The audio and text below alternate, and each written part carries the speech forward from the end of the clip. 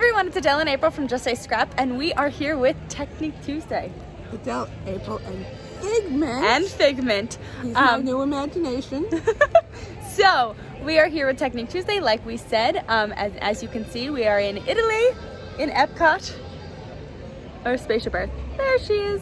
So, we are going to get ready, and here's Technique Tuesday.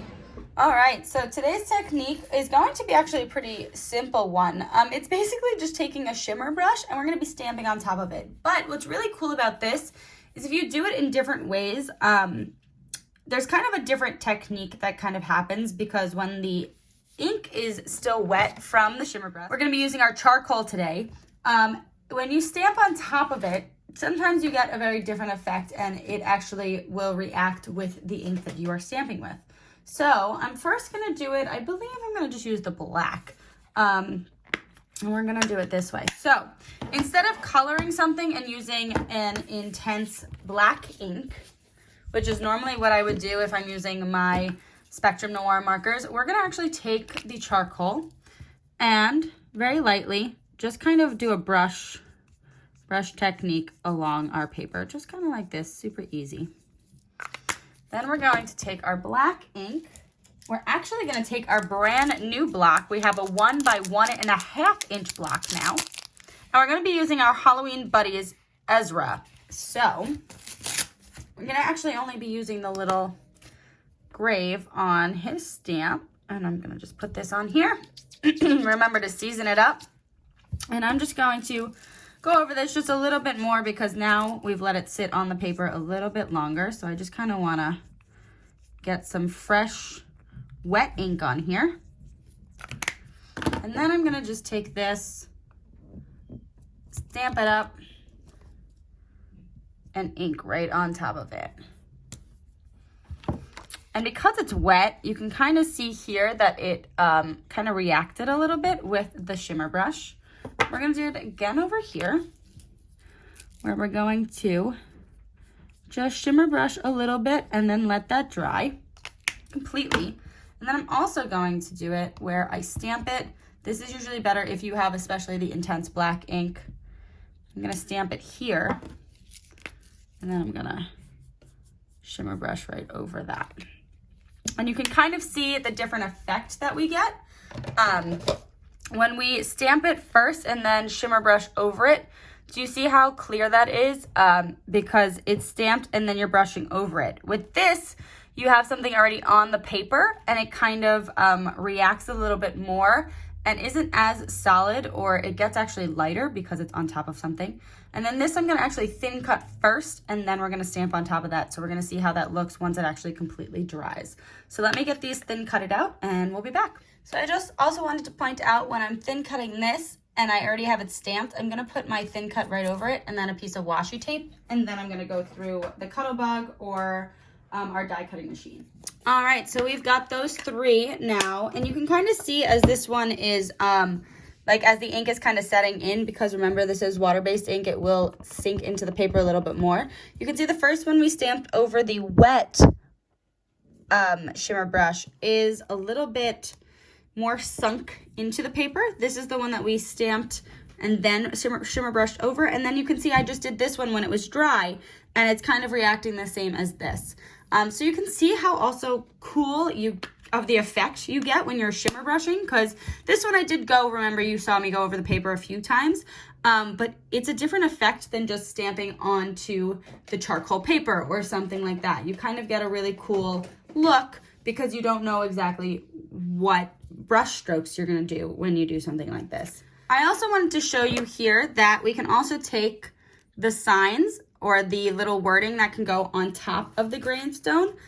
So this one, it has the RIP, the RIP, and I'm actually going to do this in charcoal ink to show you it would be like the same kind of color. And you know, when you see gravestones, they're usually engraved on the tombstone themselves, so that kind of gives it a different effect. And I did these all obviously at the same time. If I had done this when it was still wet, we probably would have gotten that lighter effect, but just kind of showing you how cool something like this looks.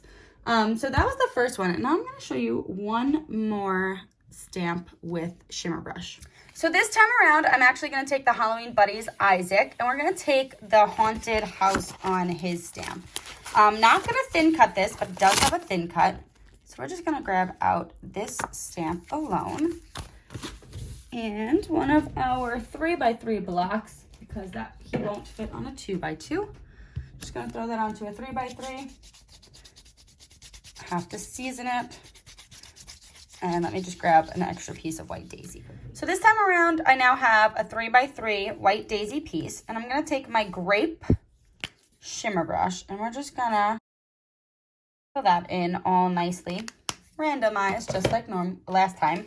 And now we're actually gonna take our intense black ink. So I'm gonna ink up our Haunted House here. And I'm just gonna let this sit. Remember, the longer you let it sit on the paper, the more the paper will absorb with ink.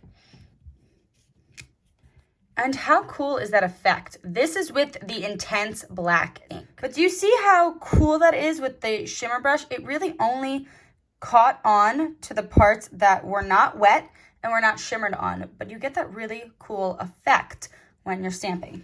So let me clean this off with my stamp Shammy and my Spritz cleaner, and then we'll come back. So now I'm going to do the exact same technique with the Grape again.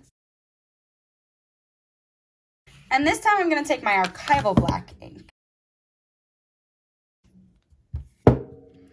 And do you see how much more solid that is?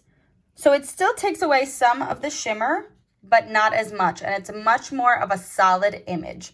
So that's a good way to kind of do the difference. So this is the intense black. This one's meant for coloring once you stamp and then color over it.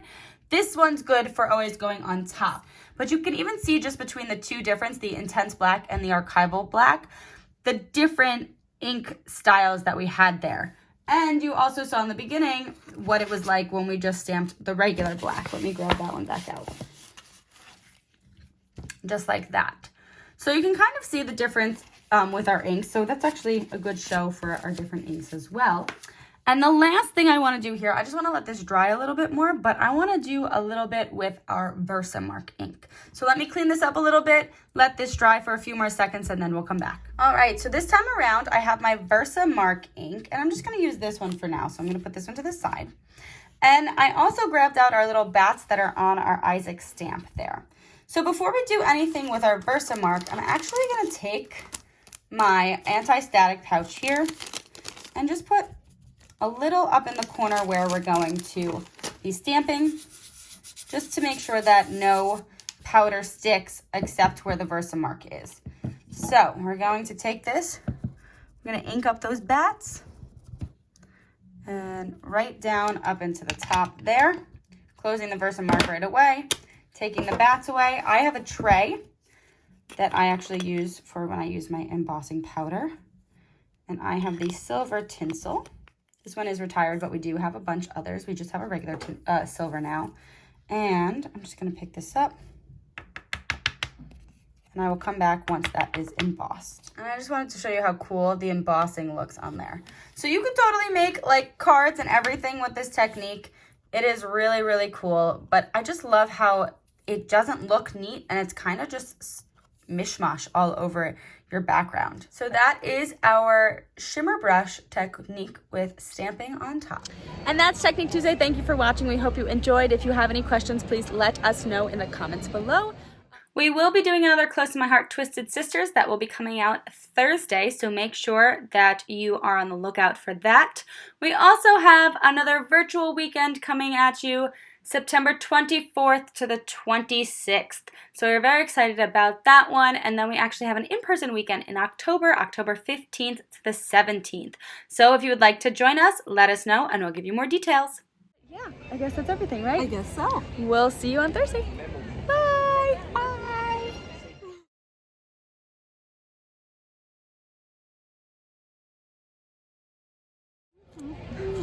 Yum, yum, yum. Cannoli.